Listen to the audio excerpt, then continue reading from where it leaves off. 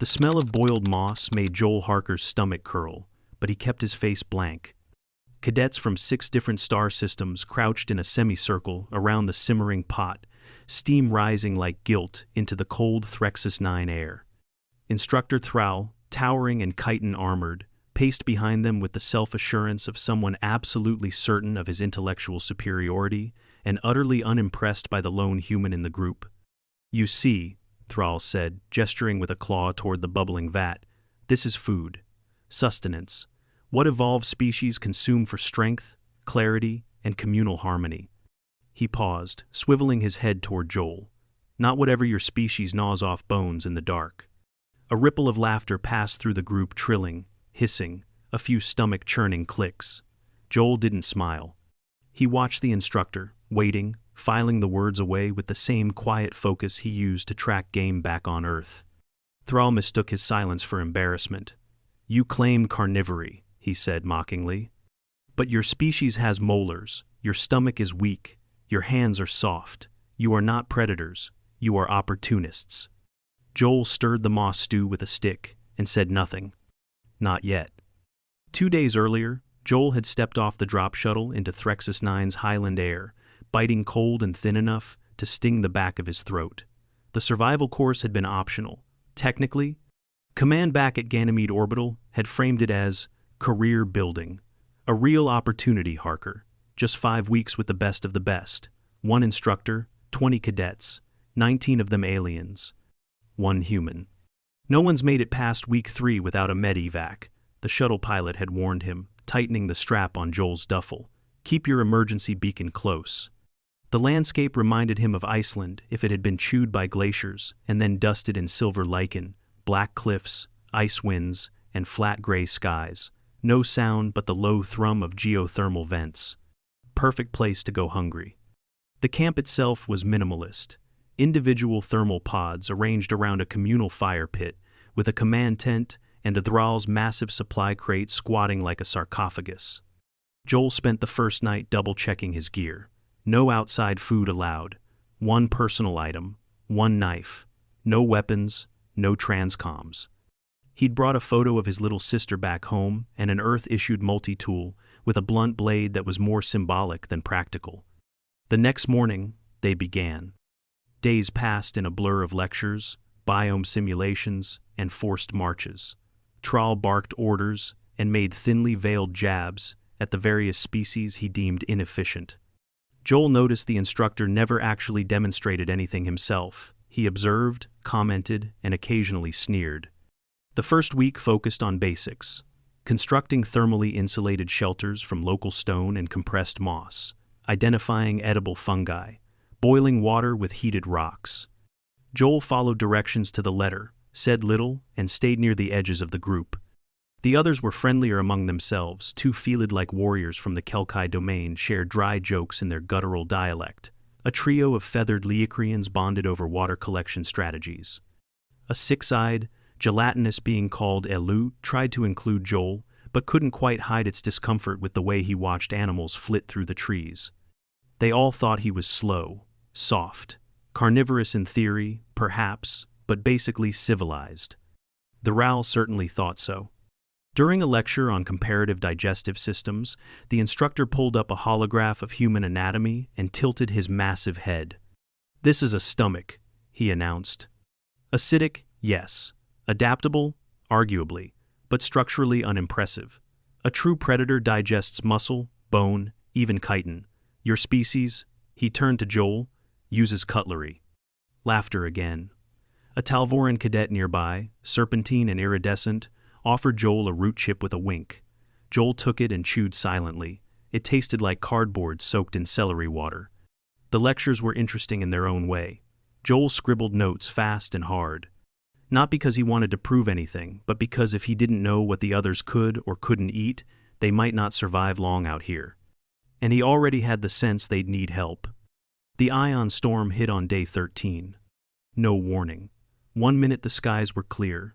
The next they were split by horizontal forks of pale lightning and wind, strong enough to throw a full-grown Kelkai off its feet. The resupply drone, due that morning with supplemental food bars, first aid kits, and heat packs, vanished off the tracker. The emergency beacon pinged once, then flatlined. Storm front interference. Thrall growled, squinting at the broken cloud line. Unavoidable. Local fauna may become agitated. Stay in triads. Collect from mapped sectors only. Sir, how long before the next drone? Asked a feathered cadet named Shren, voice pitched with worry. Thrall stared at the cadet without blinking. 4 days minimum, 6 if the storm persists. The next 4 days felt like 2 weeks. Day 14. They foraged for bark scrapings, fermented root bulbs, and stringy moss. Joel chewed what he could, supplementing with the last half of his high-density ration bar. At night, the temperatures plunged to sub-zero. Cadets curled in blankets, shivering, some of them too weak to leave their pods the next morning. Day 15. The group's energy began to flag. One of the Leocrians collapsed mid-hike. Joel caught her before she hit the rocks. Her skin felt like damp paper. She was breathing, barely. Thrall ordered a temporary halt. More bark, less talking.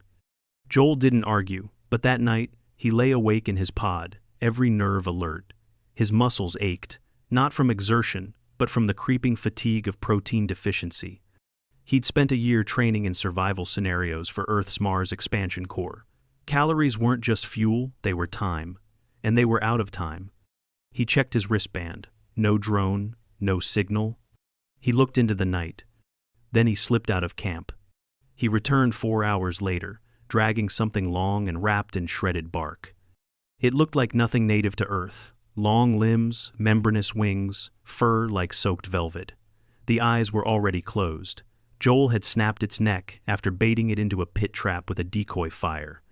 He said nothing, just built a small fire pit off to the side of the main camp. Some cadets stared. Thrall glowered but didn't move. Joel cleaned the carcass with his multi-tool clumsy work, but practiced. He skinned the glider beast, gutted it, wrapped strips of meat in moss, and set them to slow roast on sharpened sticks over heated rocks. The fat crackled. The air filled with a scent no translator could quite pin down. One cadet gagged and retched behind a boulder. Another stood with his arms crossed, watching silently. Eluit drifted closer, eyes wide, pulsing gently in the low light. Joel sat cross-legged and began to eat. Slowly, deliberately, stripping the meat from the bones, biting down, chewing with focus and method. When he was done, he licked his fingers clean, then the bones. No show, no grin, just survival. Local glider beast, he muttered, without looking up. Lean meat, high protein, fire roasted with moss for salt. No one spoke. Thrall said nothing. But his eyes didn't leave the bones. By morning, the smell still lingered, meat and smoke, and something deeper, animal, primitive. It clung to the stones and drifted through the cadet pods like an unwelcome memory. No one mentioned it at first. Breakfast was bark pulp and boiled lichen, served lukewarm. Several cadets picked at their portions. Shren, the Lecrian who'd collapsed the day before, sat upright but hollow-eyed, her feathers dull and slack. Joel noticed her hands tremble slightly as she tried to lift her tin cup. Across the camp, one of the Kelkai, the taller one, Jarok, stood motionless, his feline eyes fixed on Joel. Instructor Thrall was late. When he finally appeared, his expression was unreadable. Though his gaze briefly swept the remains of the fire pit Joel had used, the charred sticks were gone. Joel had buried the bones, out of respect for the more herbivorous cadets, but the scent had done its damage. Perceptions had shifted. "You will spend the next 48 hours in Zone 9, Thrall announced, his voice brittle with morning cold. Mountain base, wind corridor, coldest sector. A few cadets groaned softly. Shren coughed and wrapped her arms tighter around herself. There will be no guide rotation, Thrall continued.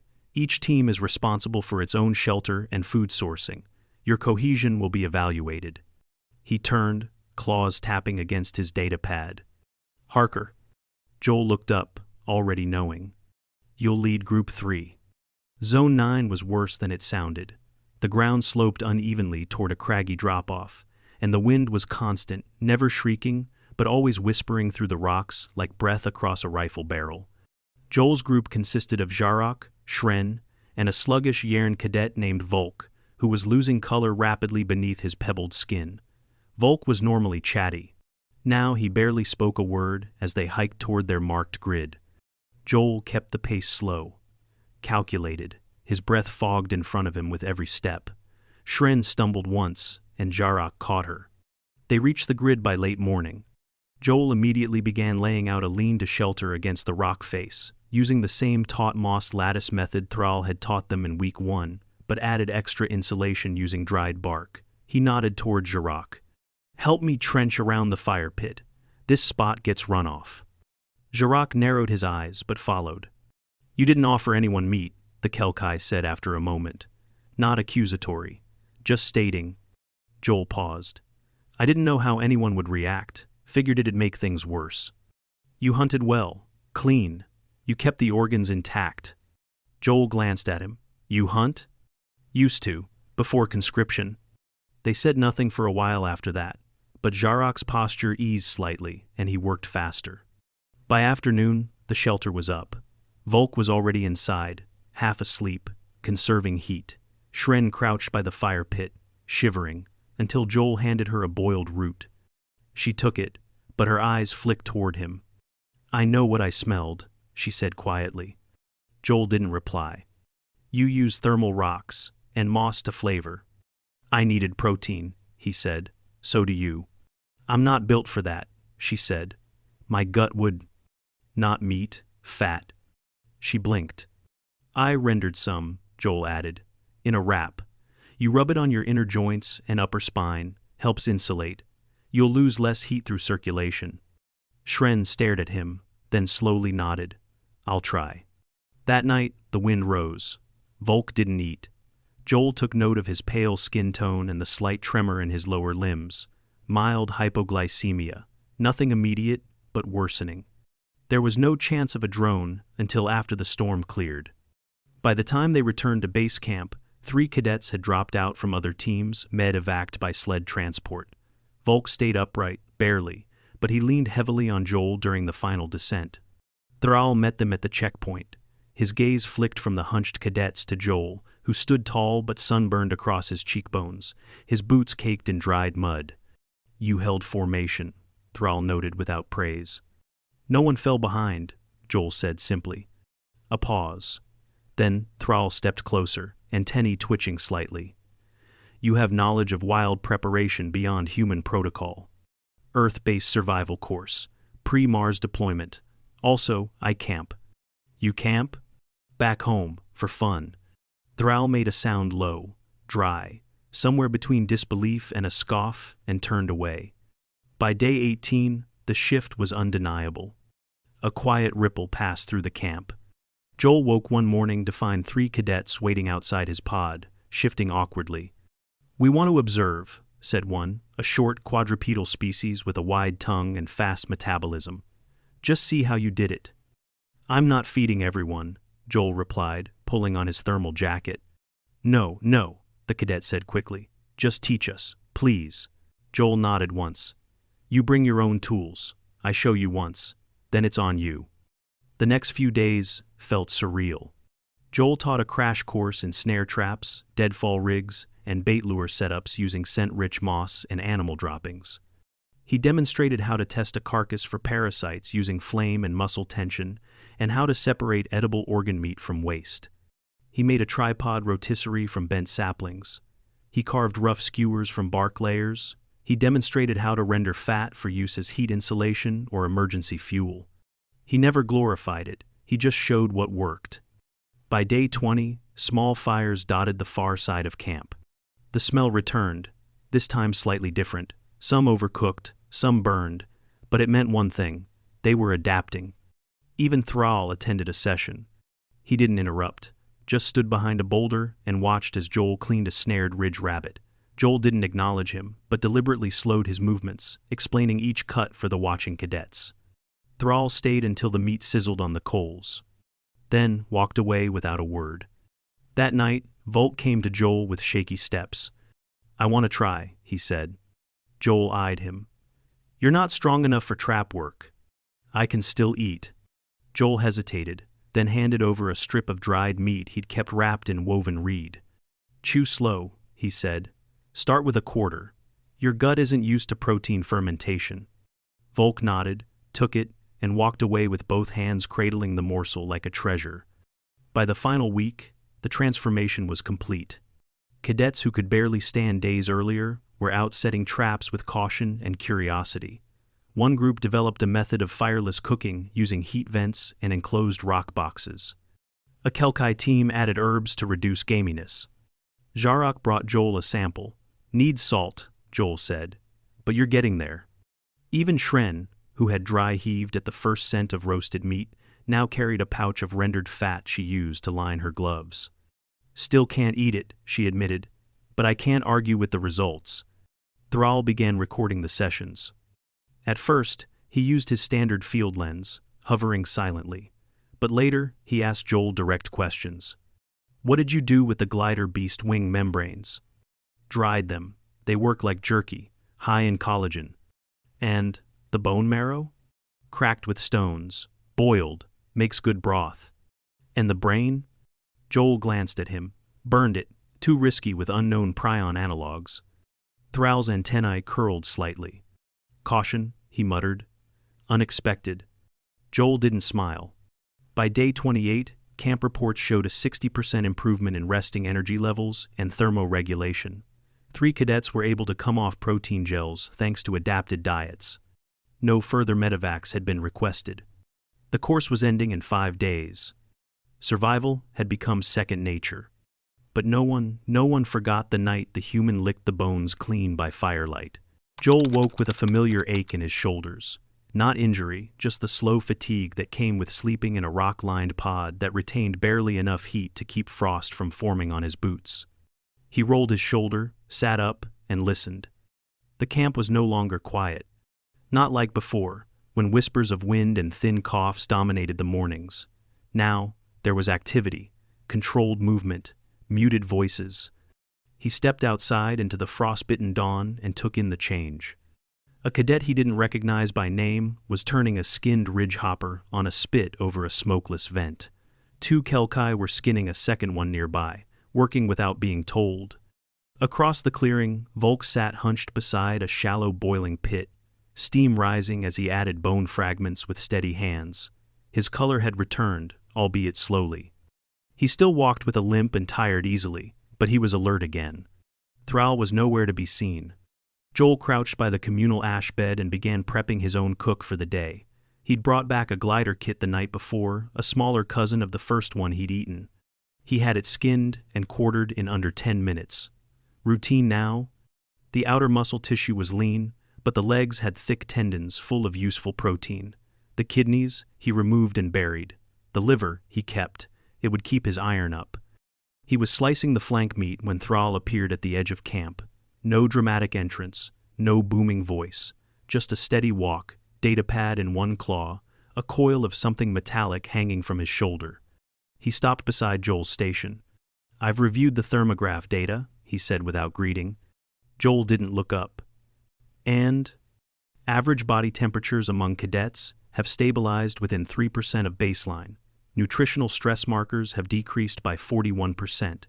Coordinated metabolic output has increased." "Sounds promising." Thrall watched him slice. "I have never recorded such a rapid reversal of multi-species physiological decline without external supplies or medical intervention." Joel nodded once, tossing meat into a pouch lined with dried moss. "Adapt or die," he said simply. Thrall didn't respond at first. Then, "I would like to observe your rendering process more closely today, with recording." "Sure. Just don't touch anything raw." Thrall's mandibles know, face twitched. "Understood." That afternoon, Joel held an open session. By now, cadets expected it. There was no formal announcement, just the human crouched over a vent stone with a carcass and a calm voice, explaining the next part of the puzzle. "The trick with fat is heat control," he said, stirring chunks of white tissue in a bark-lined bowl suspended above hot rocks. "Too much, and it scorches. Not enough, and it gels without fully separating." Eluut, the gelatinous cadet, pulsed with interest. "And the rendered product? What do you do with it?" "Storage, fuel, skin protection. You can even burn it in a hollowed shell if you need light. Or heat." Joel held up a dried rind filled with solidified grease. Burns longer than moss, doesn't reek as bad. Thrall filmed from a crouch, for once lowering himself to eye level with the cadets. He didn't speak, but his antennae twitched rapidly every time Joel gave a measurement or demonstrated a technique. At one point, he even asked Joel to hold a segment of marrowbone near a thermal sensor for data calibration. Joel obliged without comment. Shren sat to one side, chewing a moss-wrapped root while scribbling notes. Jarok was busy shaping bones into rough needles. A few of the others, including the tongue-heavy quadruped, practiced basic netting knots using braided tendons. It looked nothing like the first week. The atmosphere had shifted from survival to something approaching community. Still, Joel wasn't smiling. That night, as the cadets huddled near a large fire pit ringed with heated stones, Jarok nudged Joel with his shoulder. "We're calling you Bonefire now," he said dryly, "because of that first night. You and your little feast." Joel snorted. "Catchy. You've saved half this camp." Joel shook his head. "I just didn't want to starve." Jarok studied him a moment. "Back home, you would have made a good predator." "Back home, I just like grilled steak," Joel replied. Jarok let out a low huff close to a laugh. Then he reached into a pouch and handed Joel a narrow strip of cleaned hide, twisted into a braided loop. "It's from the first glider I caught," he said. "It's strong, should hold a blade." Joel nodded, fingers closing around the loop. "Thanks." Then his fingers stilled. "Wait, how did you—" Jarok tilted his head. "You buried the bones, but not all of them." Joel blinked, then laughed once, shaking his head. Day 30 arrived with a surprise. At midday, a low drone buzz echoed from the sky. The storm front had finally cleared. The resupply drone was inbound. It dropped rations, medkits, heat packs, and protein tubes. No one touched them immediately. Volk wrinkled his nose at the scent of a ration bar. "This used to be food?" Joel gave a quiet laugh. "Technically. Shren peeled one open anyway. I'm eating mine. I want to remember what cardboard tastes like." Joel opened his pack too, but only to store the supplies. Habit now. The processed taste would hit hard after clean meat and natural fat. Thrall didn't say anything about the drone. He was too busy finalizing his field report replete with images, cadet biometrics, and Joel's methods broken down into a 12-step field guide. The name of the module? Human Predatory Strategies and Culinary Practices. Graduation came on day 35. The survival course ended not with ceremony, but with order. Each cadet lined up to receive their field patch, silver, threaded and heat-proof, stitched with the course crest and completion marker. For most, it was a symbol of endurance.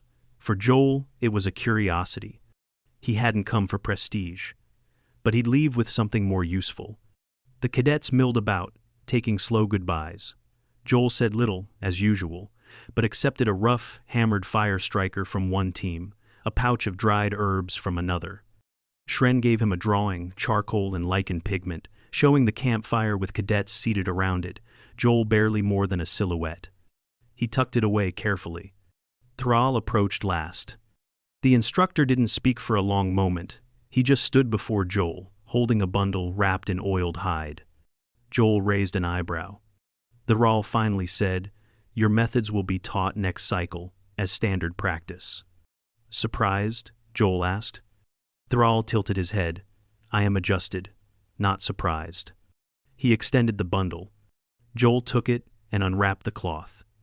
Inside was a bone knife, not decorative, not ceremonial, practical. The handle was wrapped in cured tendon. The edge was honed sharp. It had clearly been carved from a glider beast femur, polished to near ivory sheen. Along the side, etched in alien script, was a short line of text. The translator on Joel's wrist hummed softly and rendered it aloud. "Respect earned, not assumed." Joel turned the blade once in his hand, weighing it. "Appreciate it," he said. "I'll try not to eat the dignitaries at the next summit." Thrall's face made no expression, but his antennae dipped just slightly. Joel tucked the blade into his belt, shook the instructor's arm once, and turned toward the shuttle pad, where the others were already boarding. As he walked, the wind picked up again, sharp and cold. He inhaled once, long and deep. The air no longer smelled of boiled moss. It smelled of smoke, char, and bone. And for the first time since he'd arrived, Joel Harker smiled. 2 weeks later, Joel Harker stood on a polished platform in the Interstellar Survival Course Central Hall, his uniform crisp, his posture careful. The ceremony hall buzzed with soft chatter, unusual for a room filled with diplomats, trainers, and high-ranking brass. Most of them were staring at him, whispering to their aides, or side-eyeing the bone knife strapped openly to his belt. The inscription had been re-etched in High Common for the benefit of the curious, respect earned, not assumed. At the lectern, Admiral Lokes of the Terran Expansion Authority cleared his throat. "Lieutenant Harker," he began, "completed the Interspecies Advanced Survival Training course on Threxus 9, with no medical evac, no resupply requests, and 0 disciplinary citations." A few heads turned at that last bit. Lokes continued. His field contributions increased survival retention by over 80%, and his wilderness adaptation protocols, specifically those rooted in indigenous Earth predatory behaviors, have now been formally adopted into the updated Galactic Emergency Training Manual. The hall was silent. Joel kept his expression flat. His back still ached from sleeping on stone. A small scab on his thumb hadn't closed yet, old cut from splitting open a joint. The clean scent of cologne and recycled air made him feel strangely hollow, like he'd left the real world behind in the ice and smoke of Threxus 9. Lokes turned to the gathered guests. For reference, Harker's methods include constructing insulated cooking pits, hand-rendering animal fats, and preparing muscle tissue over geothermal vents. At the word muscle tissue, one of the Aurelian delegates paled and subtly turned her seat away. A few chuckles broke through the diplomatic restraint. Joel took the ribbing in stride. He'd never expected to become a cautionary legend. After the ceremony, a quiet reception followed. No drinks, no food, just a sterile meet and greet in the central atrium. Joel mostly stuck to the edge of the room, nursing a water flask and nodding politely when approached. Eluat floated up beside him. "I did not realize," the gelatinous cadet said, "how abnormal your behavior was until I tried to explain it to my sponsor." "Good, abnormal, or bad?" "Yes." Joel smiled. "Glad you made it through. I now understand digestion in an entirely new way." Joel raised his flask in mock salute. "Cheers to that."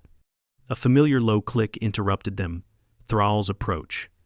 Eluat drifted politely aside as the instructor stepped closer, his datapad tucked under one arm. "Lieutenant Harker," Thrall said, "you were requested for a curriculum consult next cycle. I submitted your name to the board myself." Joel blinked. "You want me to teach it?" "I want you to survive the next generation of smug omnivores who think nutritional tablets count as preparation." Joel tilted his head. "Thought you didn't believe in opportunists." "I still don't," Thrall replied, "but I now accept that your species isn't one." There was a pause between them. Thrall's gaze dropped to the knife. "That was carved by my own hand. First time since my hatchling rights." Joel blinked once. That explained the balance. It had been made with care. "Thank you," he said quietly. Thrall shifted. "The course is over. But some truths endure." "Such as?" "You adapt under pressure. You endure with methods others find obscene. You consume what others won't." Joel nodded slowly. "We're not always proud of it." "No, but it keeps you alive." Thrall leaned in slightly. "Never forget, evolution rewards the one who doesn't flinch when the rest look away." With that, he turned and vanished into the crowd, leaving Joel with the faintest trace of warmth in his chest and the memory of bones cracking clean under frostbitten skies. 2 months passed. Joel took leave and returned to Earth, briefly, for medical evaluation and debriefing. The scans showed minor malnutrition and ligament stress from the final week on Threxus 9, but no permanent damage. The blister on his foot had healed with time and some ointment. He still favored his left leg in cold weather. When asked by Earthside analysts what the hardest part of the course had been, he didn't mention the hunger or the cold. He said, "Waiting." "Waiting?" the analyst repeated, confused. "Yeah, waiting to be useful." They didn't understand it, but they logged it anyway. He rejoined the fleet in orbit over Arcturus Prime, assigned to a cross-species diplomatic team. The second summit meeting he attended included representatives from 12 systems and a menu crafted by an interspecies catering coalition. Joel passed on the gel squares and universal protein puffs. Instead, he found a back corner table set up by a curious reptilian chef from the Nalari delegation, who offered flame, seared, root-wrapped fish, and pickled game bird. Joel nodded approvingly. "Do you consume muscle tissues as a regular behavior?" the chef asked, watching him curiously. Joel shrugged. "When the alternatives are lichen soup and vacuum bars? Absolutely." "Remarkable," the chef whispered. "A full stomach and working teeth. The other species always boil." Joel held up a strip of cured meat from his own travel pouch. "Want to try something Earth-style?" The chef hesitated, then accepted the piece with ceremonial reverence. One nibble later, his eyes went wide. "I must acquire the recipe." "Start with hunger," Joel said, "and fire. Everything else is seasoning." That drew a laugh from 3 other delegates nearby, including one from a moss-breather species who had once fainted at the smell of roasted fat. The world was changing, slowly, and Joel's story of hunger and bone, of fat and flame, was already becoming its own strange kind of legend. Back aboard his shuttle that evening, Joel pulled the bone knife from his travel pack and turned it slowly in the dim cabin light. The engraving caught his eye again. Respect earned, not assumed. He set it beside his bed, beside the drawing Shren had given him, and the fire striker from Xerok. Across the galaxy, cadets would soon learn how to set a trap, how to render fat, how to field dress a carcass without contaminating the muscle tissue. Not because it was pretty, not because it was ideal, because sometimes survival isn't elegant. Sometimes it's just licking your fingers clean after everyone else has collapsed. Joel didn't romanticize it. He just understood it. And now, so did they.